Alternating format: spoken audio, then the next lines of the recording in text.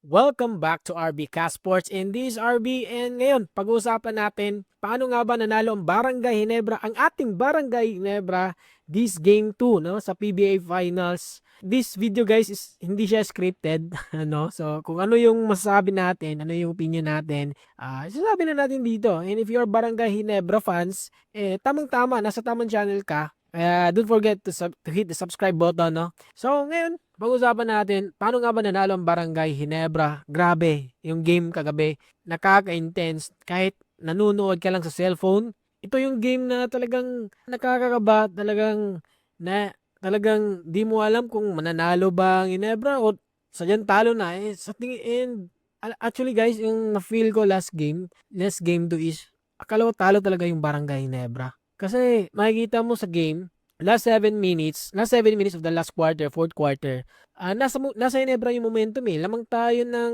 8, 'di ba? Lamang tayo ng 8, 64-56. But ganun-ganun na lang nag-shift yung momentum doon sa TNT from N1 ni RHJ doon sa layup niya, pumasok yung free throw plus yung 3-point shot. I don't think siguro si Oftana, yung 3 points si Oftana, yun yung nagpahabol sa TNT. And lalong kinabahan tayo guys nung na-shot yung 3-point shot ni Pugoy sa corner na nagresulta ng kanilang first lead in the game, which is 1-point lead. So, grabe, akala ko doon guys, nung lumamang na ang TNT, ang na-feel ko doon is panalo na talaga yung TNT. Panalo na.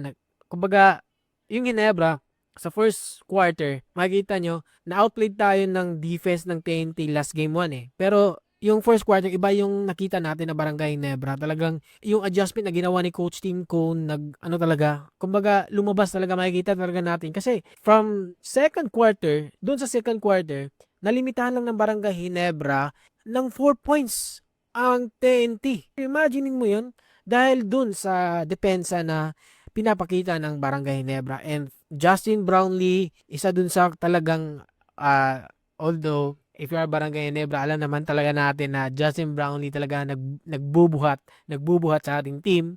And na-feel natin yun kasi first quarter pa lang, talagang binuhat niya ng Barangay Ginebra at double digit na siya first quarter pa lang.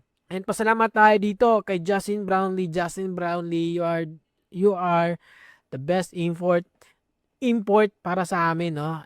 Ikaw yung Justin Brownlee yung nakikita natin na talagang hindi siya napagod from first quarter to fourth quarter. Imagine mo guys, a wise decision ginawa niya last position sa huling minuto ng laro, yung drive niya and then a foul, and that's result na napasok yung dalawang free throws niya. So, yun yung nagbigay sa atin ng kalamangan na i-secure yung panalo. Grabe, Justin Brownlee, you are the best import. Tingnan natin kung magiging best import ba siya this finals, this conference, no? But again, if you're Barangay Ginebra fans, ito yung masasabi ko.